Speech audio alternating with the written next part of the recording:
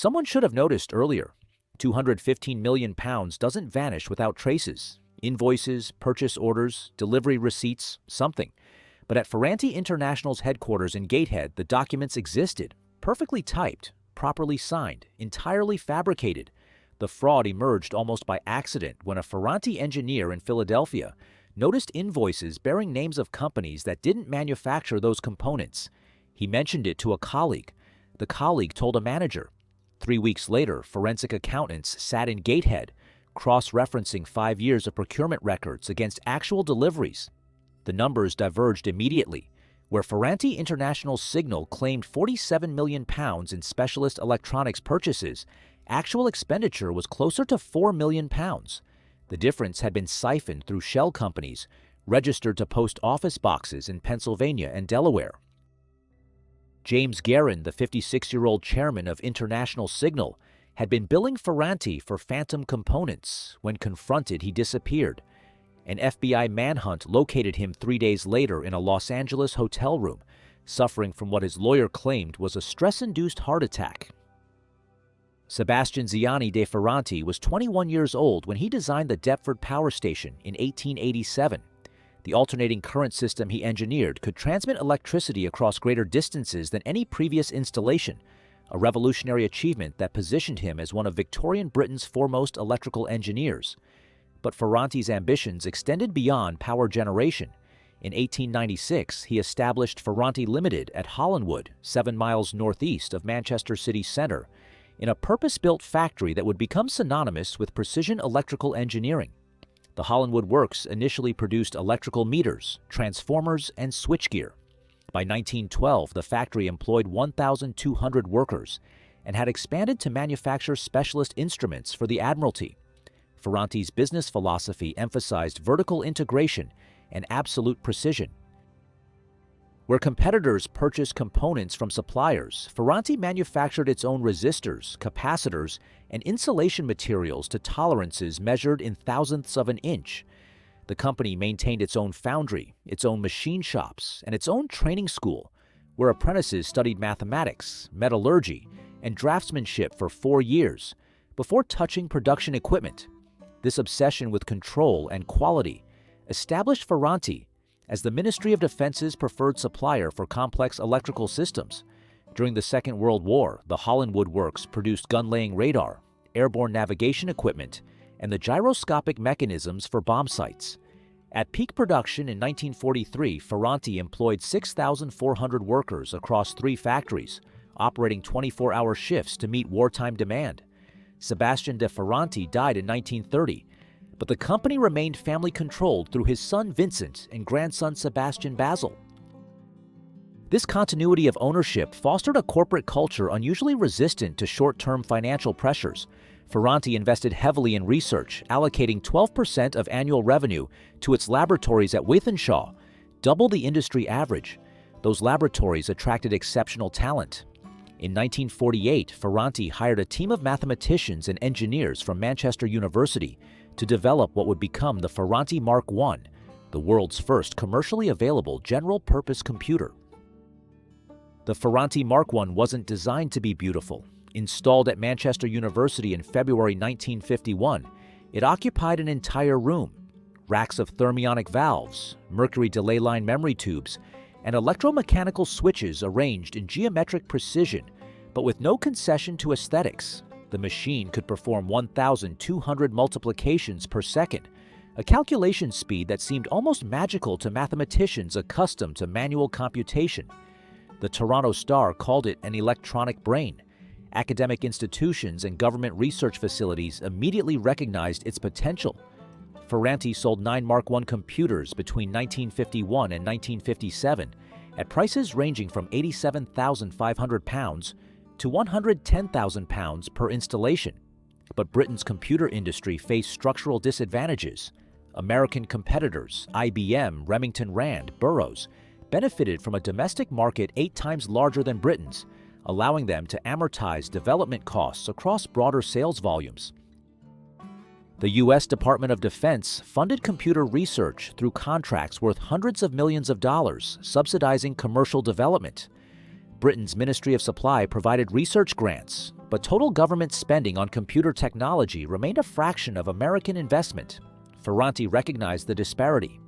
In 1963, the company partnered with International Computers and Tabulators to form International Computers Limited, consolidating Britain's fragmented computer manufacturers. But ICL struggled against American competition. By 1968, IBM controlled 67% of the global computer market. Britain's share had fallen to 9%. Ferranti refocused on its core competency, defense electronics. The company's expertise in radar, guidance systems, and avionics positioned it well for the Cold War arms race. Throughout the 1970s, Ferranti supplied fire control systems for British frigates, inertial navigation for Tornado fighter jets, and electronic countermeasures for Royal Navy submarines. Revenue grew steadily, £94 million in 1975, £187 million in 1980, £312 million in 1985. The Gatehead factory employed 3,200 workers, manufacturing military electronics to NATO specifications. Profit margins on defense contracts typically range between 12% and 18%, comfortable but unspectacular returns that reflected the company's conservative financial management. Ferranti International Signal Corporation occupied a nondescript industrial building in suburban Philadelphia, manufacturing electronic subsystems for American defense contractors. The company specialized in signal processing equipment, amplifiers, frequency converters, encryption modules, components that form the electronic nervous system of weapons platforms. Founded in 1978 by James Gorin, a former Westinghouse engineer, International Signal had grown rapidly through the Reagan administration's military expansion. By 1987, the company reported annual revenues of $83 million and claimed contracts with Raytheon, General Dynamics, and Martin Marietta. Eugene Anderson, Ferranti's chairman, viewed International Signal as the key to penetrating the American defense market. Britain's special relationship with the United States theoretically facilitated transatlantic defense cooperation, but procurement remained stubbornly national. American prime contractors preferred American suppliers. International Signal offered Ferranti an established presence inside that protected market, existing relationships with major contractors, security clearances, familiarity with Pentagon procurement procedures. The strategic logic appeared sound. In April 1987, Ferranti agreed to acquire International Signal for $670 million. The due diligence process should have revealed inconsistencies. International Signal's claimed revenue growth, from $34 million in 1983 to $83 million in 1987, implied an annual compound growth rate of 25%, exceptional even by defense industry standards. The company's contract backlog supposedly totaled $1.2 billion, representing 14 years of production at current capacity. Financial analysts at Ferranti questioned whether International Signal possessed sufficient manufacturing capability to fulfill such extensive commitments, but Gorin provided documentation, letters of intent from prime contractors, preliminary contract awards, statements of work. The paperwork appeared legitimate. Arthur Young, the accounting firm conducting financial verification, reported no material irregularities. Ferranti completed the acquisition in September 1987. International Signal's procurement system operated through intermediary companies with names like Advanced Technology Systems, Precision Electronics International, and Global Defense Components. These entities purportedly supplied specialized electronic modules that International Signal incorporated into larger assemblies. The business model made superficial sense. Defense electronics manufacturing often involves complex supply chains, where prime contractors purchase subsystems from integrators, who purchase components from specialists. But the intermediary companies in International Signal's supply chain shared peculiar characteristics. All maintained registered offices at mail forwarding services. None employed staff, and several listed James Gorin's brother-in-law as company secretary. The fraud mechanism was elegant in its simplicity. Gorin would negotiate a legitimate contract with a prime contractor, for example, a $12 million order for signal processing units. He would then create fictitious purchase orders to phantom suppliers for components supposedly required to fulfill that contract. Advanced Technology Systems would invoice International Signal $8 million for non-existent circuit boards. Precision Electronics International would bill $3 million for fabricated transformers. Garin would approve payment from International Signal's accounts, transferring funds to the intermediary companies, which he controlled. The money would then migrate through a series of transfers to accounts in Luxembourg, to shell companies in Panama, to investments in Florida real estate. The legitimate contract would eventually be fulfilled, but using components that cost a fraction of the invoiced amounts. The difference constituted pure theft. This scheme required systematic document fabrication. Garin maintained files containing purchase orders, receiving reports, inspection certificates, and payment authorizations for components that never existed. When Ferranti's integration team visited Philadelphia to assess manufacturing processes, they examined production schedules that referenced these phantom components. The fraud was sufficiently sophisticated that it fooled not only Ferranti's due diligence team but also International Signal's existing auditors, who had reviewed the company's accounts for 8 consecutive years without detecting irregularities. Michael Richardson was a quality assurance engineer, not a detective. His job involved verifying that electronic components met military specifications, checking solder joints, measuring voltage tolerances, documenting serial numbers. In August 1989, whilst reviewing procurement records for a Navy contract, Richardson noticed that several high-frequency amplifiers were invoiced from a company called Microwave Systems Limited, which supposedly manufactured them in California. But Richardson had worked in defense electronics for 17 years. He knew the major American manufacturers of microwave components. Microwave Systems Limited wasn't one of them. He mentioned the anomaly to his supervisor, who suggested he verify the company's existence. Richardson telephoned directory assistants in Los Angeles, no listing.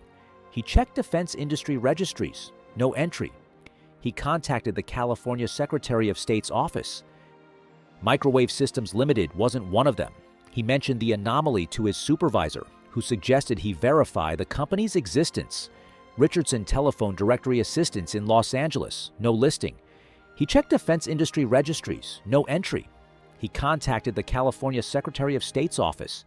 Microwave Systems Limited had been registered in 1985, filed no tax returns, and listed its business address as a UPS store in Pasadena. Richardson reported the finding to Ferranti's corporate audit department in Gatehead. Initially, auditors assumed the discrepancy represented a simple administrative error. Perhaps International Signal had misidentified the supplier. But when they examined other procurement records, additional anomalies emerged. Component invoices frequently cited suppliers with no telephone listings, no manufacturing facilities, no employees.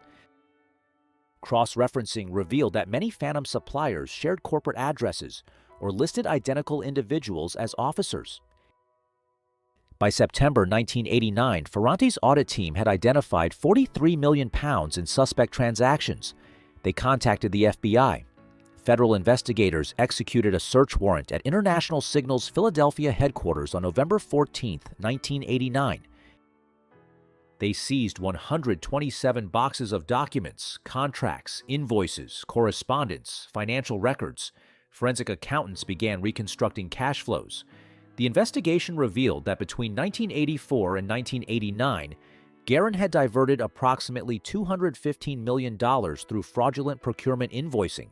He had used the stolen funds to purchase commercial real estate in Pennsylvania, investment properties in Florida, a 62-foot yacht berthed in Fort Lauderdale, and equity stakes in 3 technology startups. Some funds had been transferred to accounts in Switzerland and Liechtenstein. Garin was arrested on November 19th whilst attempting to board a flight to Geneva.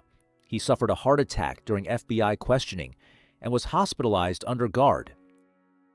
Ferranti had paid $670 million to acquire International Signal based on fraudulent financial statements. The company's actual value, stripped of phantom contracts and fictitious assets, was closer to $90 million. Ferranti had overpaid by approximately $580 million. This loss exceeded the company's total net worth. Consolidated accounts for 1989 reported a £185 million deficit, the largest loss in British defense industry history. Share price collapsed from 187 pence in October 1989 to 34 pence by December. Market capitalization evaporated from £412 million to £75 million in 6 weeks. The financial destruction extended beyond accounting losses. Ferranti had financed the International Signal acquisition through £290 million in bank loans. Those loans now constituted unsustainable debt against a drastically diminished asset base. Credit rating agencies downgraded Ferranti's bonds to speculative grade.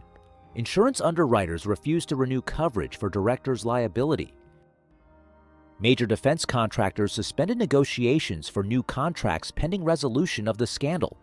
The Ministry of Defense launched an inquiry into whether Ferranti remained a reliable supplier for classified programs. Eugene Anderson resigned as chairman on the 4th of December 1989. His replacement, Derek Allen Jones, formerly of Honeywell, immediately began emergency restructuring. Ferranti sold its computer services division to Logica for £28 million. The company divested its transformer manufacturing business to Siemens for £14 million. Non-core assets were liquidated: property holdings in Edinburgh, a training facility in Scotland, minority stakes in joint ventures. These disposals generated £67 million, sufficient to prevent immediate insolvency, but inadequate to restore financial stability. British defense procurement policy traditionally protected domestic suppliers through preferential contracting. The Ministry of Defense maintained a list of strategic suppliers, companies deemed essential to national security, who received guaranteed contract allocations and occasional rescue financing during financial distress. Ferranti had occupied that list since 1945, but by 1990 government industrial policy was shifting. The Thatcher administration's privatization program emphasized market efficiency over national champions. Defense Secretary Tom King publicly questioned whether taxpayers should subsidize mismanaged companies. In March 1990, Ferranti requested a £50 million government-backed loan to stabilize operations whilst pursuing fraud recovery. The Ministry of Defense declined. Officials argued that government intervention would violate European Community competition rules and establish a precedent for bailing out companies that made poor acquisition decisions. King told Parliament, Ferranti's difficulties stem from commercial misjudgment, not defense policy. The government cannot shield companies from the consequences of inadequate due diligence. This refusal shocked the defense industry. GEC, British Aerospace, and Rolls-Royce, companies with extensive MOD contracts, had all received government financial support during previous crises. Ferranti's exclusion signaled a policy shift. The message was clear: Britain would no longer automatically rescue defense contractors, regardless of strategic importance or historical contribution. Without government support, Ferranti became prey for competitors seeking to acquire specific capabilities at distressed prices. GEC Marconi approached Derek Allen Jones in June 1990 with an offer to purchase Ferranti's Naval Systems Division, the business unit that manufactured radar and fire control systems for Royal Navy vessels. The division employed 890 workers at sites in Edinburgh and Bracknell, generating £78 million in annual revenue. GEC offered £65 million. Allen Jones countered with £95 million. GEC withdrew. 2 months later, with Ferranti's liquidity position deteriorating further, GEC returned with a revised offer: £58 million. Ferranti accepted. Thomson CSF, the French defense electronics giant, purchased Ferranti's avionics division for £44 million in November 1990. The sale included manufacturing facilities in Wythenshawe and intellectual property for inertial navigation systems. Siemens acquired the power electronics business for £31 million. Plessey bought the microwave division for £19 million. Each transaction stripped away profitable operating units, leaving Ferranti with progressively less valuable assets and diminishing prospects for recovery. By January 1991, Ferranti had been reduced to a holding company with residual interests in defense electronics manufacturing and ongoing litigation against International Signal's former auditors and directors. The company employed 1,240 workers, down from 8,100 in 1989. The Hollinwood Works, which had operated continuously since 1896, closed in March 1991. Equipment was auctioned: precision lathes, assembly machinery, testing instruments, office furniture. The factory building was purchased by a property developer who converted it into light industrial units. James Guerin's trial commenced in Philadelphia Federal Court in September 1991. prosecutors presented evidence of systematic fraud, fabricated invoices totaling $215 million, shell companies established solely to receive fraudulent payments, money laundering through offshore accounts. Guerin's defense argued that the alleged fraud represented aggressive accounting practices rather than criminal intent, that International Signal had legitimately earned revenue from subcontracting relationships, and that corporate structure involving intermediary companies was standard practice in defense procurement. The jury deliberated for 3 days before returning guilty verdicts on 47 counts of wire fraud, mail fraud, and money laundering.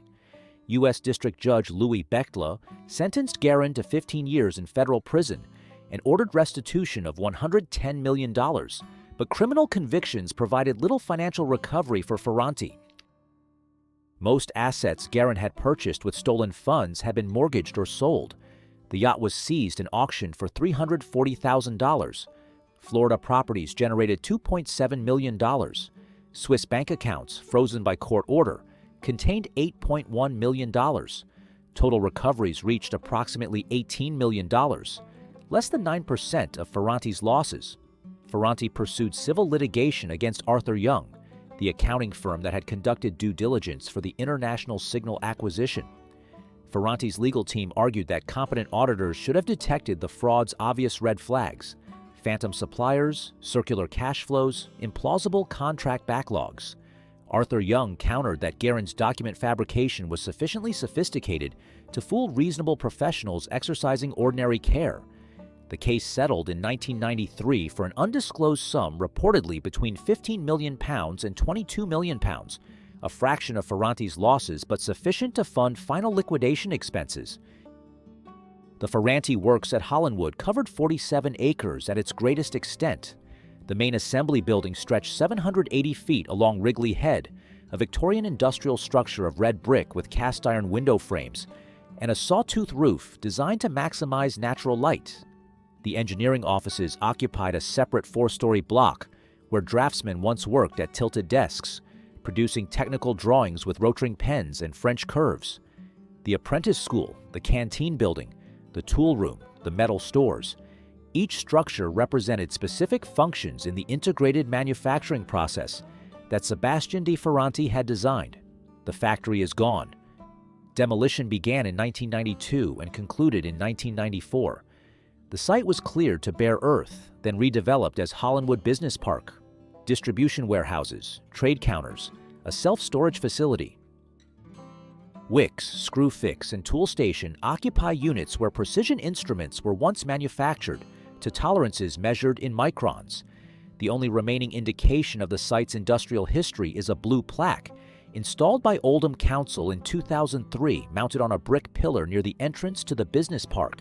The plaque reads, Ferranti Limited Electrical Engineers, 1896 to 1991, pioneers of power generation, radar technology, and electronic computing. The Ferranti name persists in attenuated form. GEC Marconi, which acquired Ferranti's Naval Systems Division, was subsequently purchased by British Aerospace in 1999. BAE Systems continues to manufacture some products that originated in Ferranti's laboratories, though without attribution. The Ferranti Mark I computer installed at Manchester University in 1951 was dismantled in 1958. Components were dispersed to museums and educational institutions. The Science Museum in London displays a section of the Mercury delay line memory. The Manchester Museum of Science and Industry exhibits a Williams-Kilburn cathode ray tube from the original machine. No comprehensive archive of Ferranti's technical achievements exists.